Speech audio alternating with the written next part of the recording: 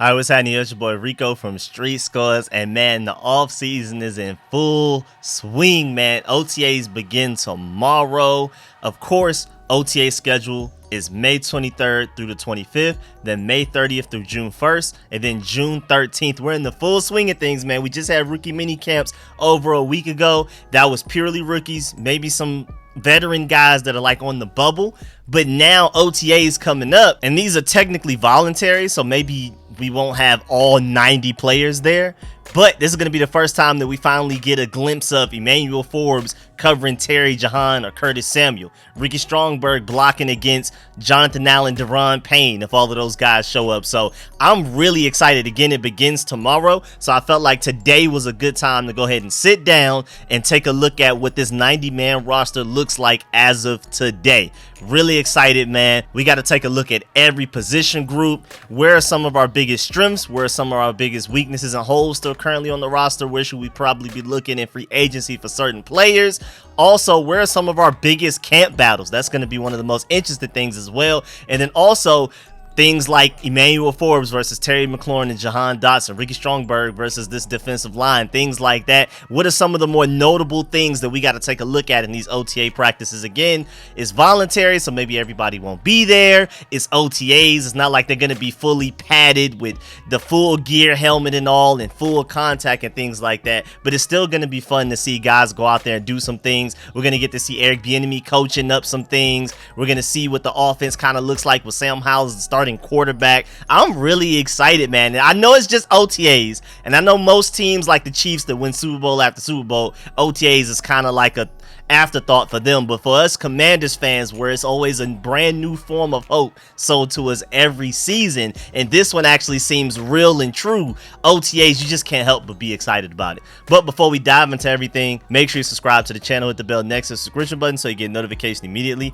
and every time I release an informative and opinionated video just like this one, make sure you pull up for my live stream. I wasn't able to do it this past Sunday. I want to be able to do it sometime during the week this week, but just remember that this week will also be very busy. I'm gonna figure out a way to still come out with a video or two a day, but maybe this Sunday will be the first time that I'll be able to do the live stream in a minute. Just stay tuned for that. And of course, like I said, I'm working on film sessions. I finally have access to the all 22 footage that I've been waiting for months, really years. Finally found a source for it. So be on the lookout for the film sessions for the entire rookie class and maybe even some notable undrafted free agents as well. And without further ado, let's get it. You tell your family you can be a commander.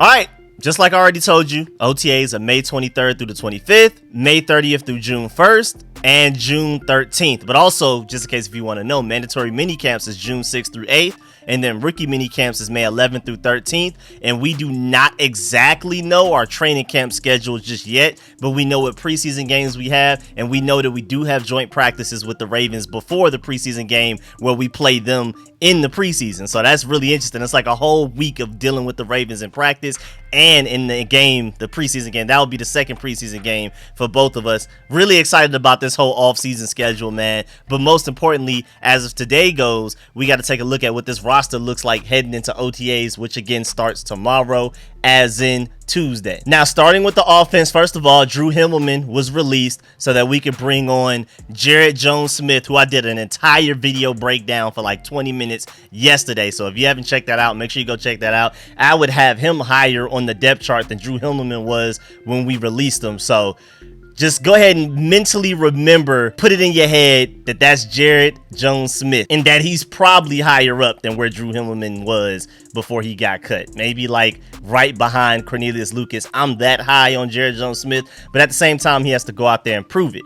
Now, offensive line wise, if you're looking at the starters so far, you could kind of guess Charles Leno. I don't think Andrew Norwell is part of the program, so you probably go ahead and put Chris Paul there. Then you have Nick Gates as your starting center, especially with Chase Roulier gone. You're hoping Ricky Strongberg is good enough to take over and be a starting center by the time week 1 starts, but we'll see. Samuel Cosme is your starting right guard, and Andrew Wiley is your starting right tackle. But if, say, my boy Jarrett Jones-Smith is able to step up and be good enough to be your starting right tackle, which is highly unlikely, but if he is, then you can move Andrew Wiley to left guard, because we still got to see what's going on with Chris Paul and Sadiq Charles. That's easily the most questionable part of our offensive line, probably the most questionable part of our entire team. Who's going to start at left guard? Love Chris Paul, and I loved what he did against the Cowboys, but that was only one game from a 7th round pick. One game against the Cowboys, and that was a really good game. Again, I love what I saw. He went out there and balled out along with other young guys. Sam Howell, that was the first time we got to really look at him. Percy Butler came onto the scene. Khaleke Hudson, a lot of young guys really showed out in that game. You could tell that the Cowboys actually did want to win that game until like somewhere in the 3rd or 4th quarter where they were like, yeah, it's not that serious anymore. But they were trying at first, and Chris Paul was out there at left guard looking really good, better than what we saw from Andrew Norwell and Trey Turner throughout the majority of the season. Even though I feel like Andrew Norwell does get a little bit more hate than he deserves, I'm really excited about the prospect of Chris Paul being our starting left guard, but I got to see it for more than one game. Now, when we start to get the OTAs, especially mandatory mini camps and training camp and things like that, and he's going against Jonathan Allen and Deron Payne and Fadarian Mathis and John Ridgeway day after day, snap after snap, and he looks good against them, then we're good to go. But until then, I still got to wait and see. Sadiq Charles, I mean, Ron Rivera made it sound like it's between Chris Paul and Sadiq Charles, but I really don't think Sadiq Charles has much of a chance there. I think it's Chris Paul, or maybe you go sign a guy in free agency, or you move somebody that's already on the roster, maybe Nick Gates to left guard or Andrew Wiley to left guard if we have somebody good enough to play right tackle. And then, of course, if we're looking at draft picks, you're looking at the guys that are in blue. Of course, oh, my bad too. I wanted to shout out Hogshaven because they're where I always get these visuals from. So, man, big shouts out to Hogshaven for providing these visuals for us, man. If you're not following them on Twitter, if you don't go to the website every day, make sure you go do that. That's where I'm getting these visuals from. Shouts out to them. But in blue, you have rookies, Braden Daniels, who they're hoping could be a tackle. I think ultimately his floor is probably where he ends up being like a guard because his arms are short. But if we're talking about ceiling and his freakish athleticism and elite movement ability and foot speed and all of that type of stuff, Braden Daniels, you would hope is a high ceiling tackle, man. I mean, it's there. We just got to see it come out of him. But as of right now, they're projecting to be a tackle. Travell Warden, who's going to be our offensive lines coach once he's officially announced as such. We're just waiting for Josh Harris to officially buy the team for some odd reason to announce it. But he is our offensive lines coach. He already spoke on it after the draft that Braden Daniels, they see him as a tackle, and I'm hoping that he reaches that ceiling to become that tackle because he has an elite ceiling, but he's still very raw in a lot of ways, and you definitely got to figure out where the strength is going to come from and his lack of weight. Out of the way, though, you also have Ricky Stromberg, our 3rd round pick. He has starting center level talent easily, and I wouldn't be surprised if he's ready to take over as a starting center week 1. Nick Gates should be our Wet Schweitzer type of guy where if you have an injury at guard or center, you can plug him in and he should be able to start and you should be just fine. Nick Gates is more of a center, Wes Schweitzer was more of a guard, but either way, he's your backup interior offensive lineman right there. So I'm really excited about that. And then also offensively, you have Chris Rodriguez as a running back. We'll get there though. Out of all of the rookies, and then undrafted free agents, you have Mason Brooks out there, who's our highest paid undrafted free agent. So there was some pretty high level competition to get him from other teams. We had to basically win him over the other teams, offer him more money and things like that. So Mason Brooks must have something to him. I haven't gotten a chance to really look at his tape like that, but for multiple teams to be trying to get him, there must be something there. You have Bryson Tremaine, the wide receiver that I'm really hype about from Stanford, one of my favorite undrafted free agents that we brought in. You also have Jalen Sample and Zion Bowen. Then the quarterback, Tim Day Morat, I'm really excited about him. I feel like he at the very least should be able to beat out Jake Fromm for that 3rd QB spot. Also want to note that the NFL just went through with putting through a rule to where now you can have 3 quarterbacks healthy and ready to go for a game without them taking up an additional roster spot. I'm hoping Tim Day Morat is that go over, even my Georgia Bulldog, Jake Fromm. Then Mitchell Tinsley is another interesting wide receiver there as well. A lot of potential. And then Casimir Allen is more of our returner guy that can potentially take over the Dax Mills situation at punt returns, but he also provides some explosion and ceiling at the receiver position as well. But we're going to get to that. But going from offensive line, we can go ahead and go to tight end.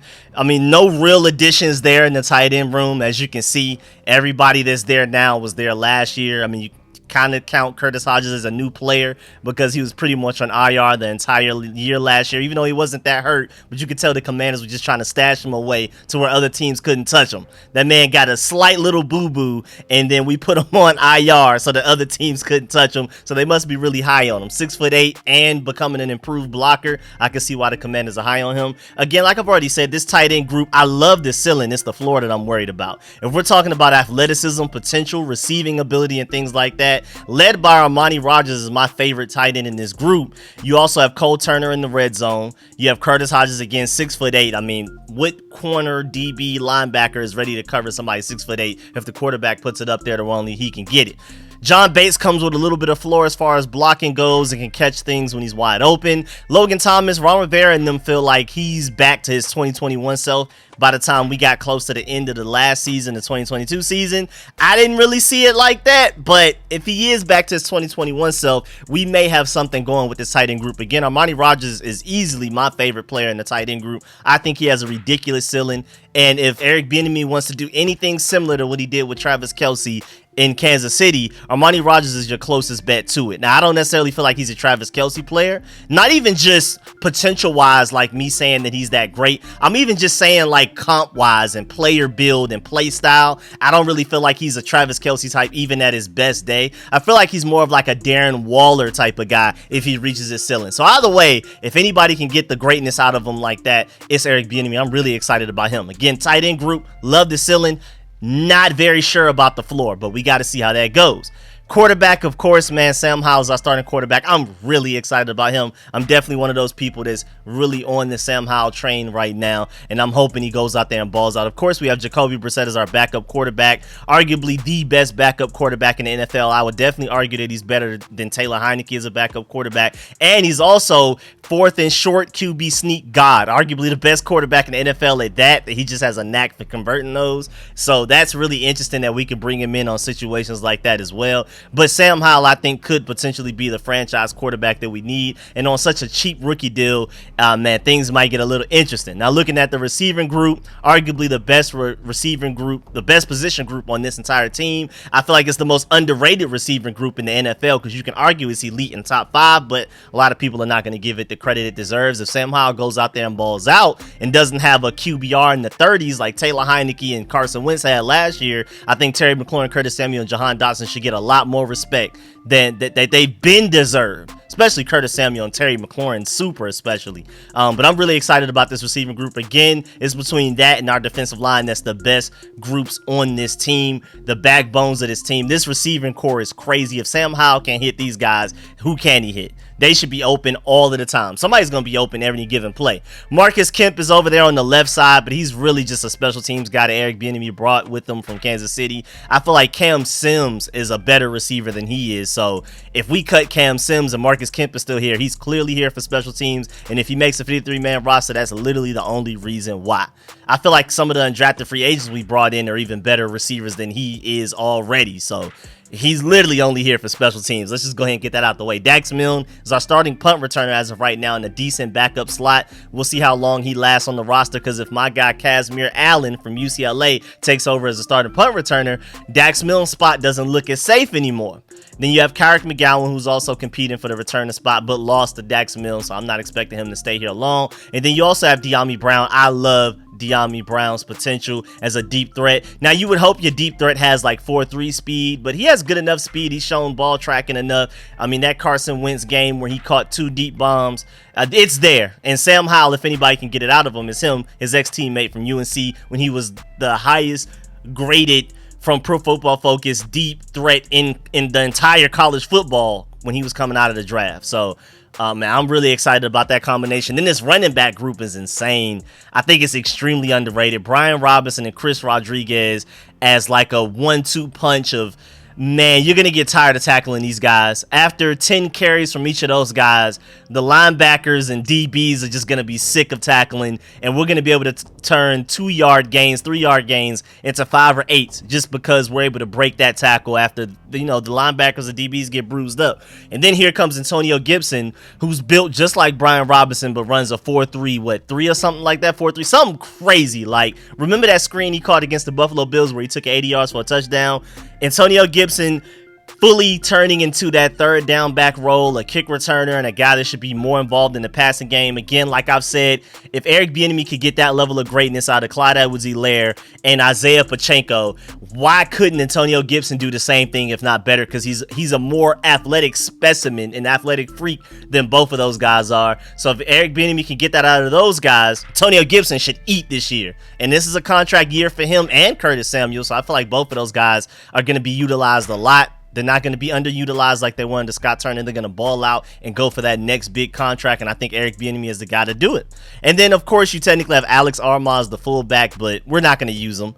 I feel like Eric Bieniemy uses fullbacks even less than Scott Turner did, and Scott Turner barely used them. But Alex Armah is from Atlanta, so I'm always rooting for him to make the roster, but there's no place for him. And then before we go to defense, of course, special teams-wise, Tressway, Joey Sly, and Cameron Cheeseman. It is what it is there. We ain't even got to speak on that. And then looking at defense, this is where things get a little fun, man. Defensive line.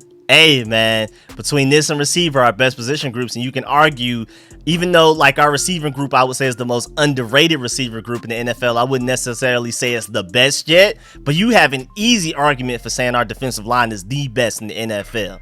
And then the depth is crazy because John Ridgeway, we picked him up off of the Cowboys practice squad. The Cowboys tried to hide him on the practice squad real quick. We snatched him up. He produced. I believe he had like 200 and something snaps for us last year. He was on the field quite a bit, man. And then Fedarian Mathis was looking like something serious before he got hurt in the first game of the season. He was our second round pick, and I think he's going to go out there and look like it this upcoming season. So this defensive line depth is insane.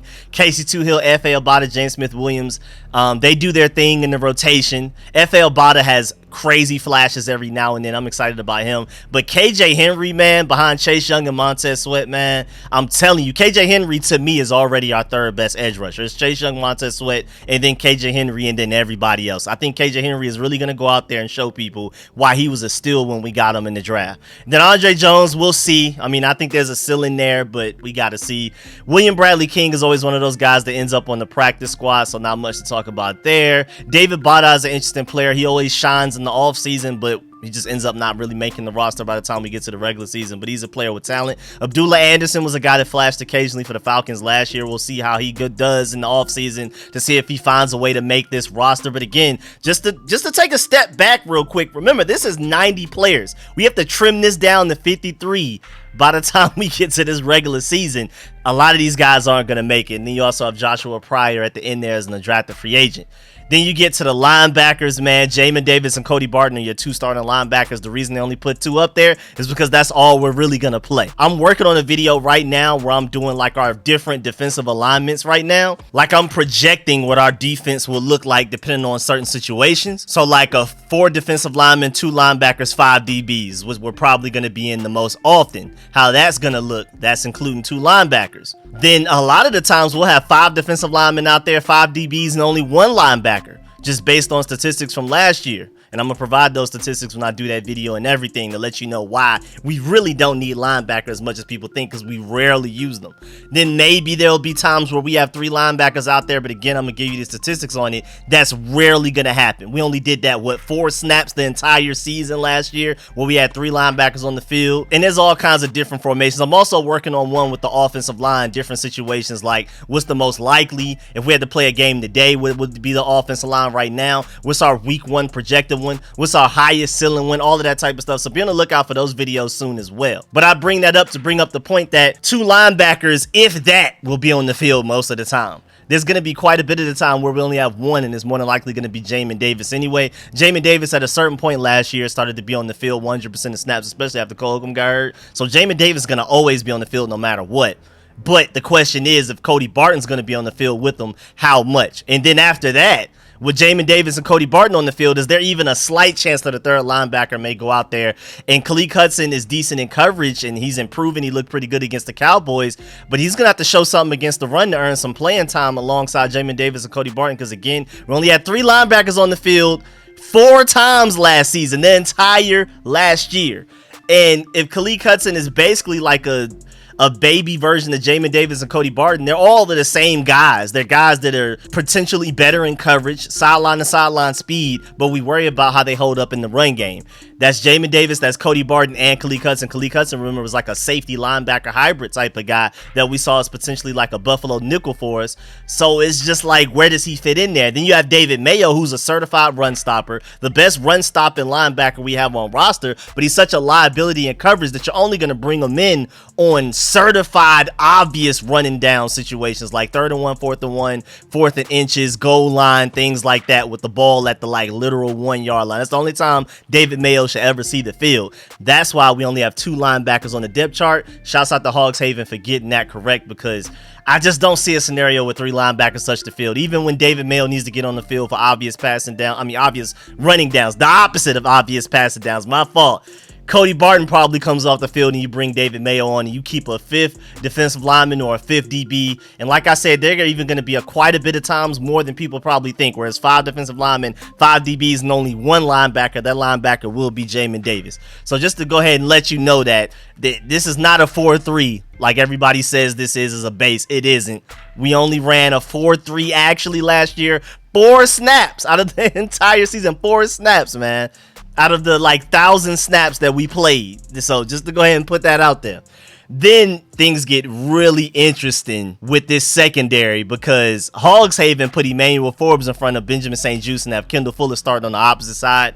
I don't think that's how that's going to go down. And I'm going to talk about that in my defensive projections and all of that type of stuff that I was just talking about, that video that's coming out soon. I have Emmanuel Forbes on one side, Benjamin St-Juste on the other as your starting outside corners. Quan Martin is your starting slot, especially if he learns to pick up the NFL speed, the NFL game quickly enough. And then we're trying to figure out where to utilize Kendall Fuller. Now, I guess you could release Kendall Fuller and save a lot of money on cap space, but the only reason I hesitate with that is, first of all, he's a really smart player.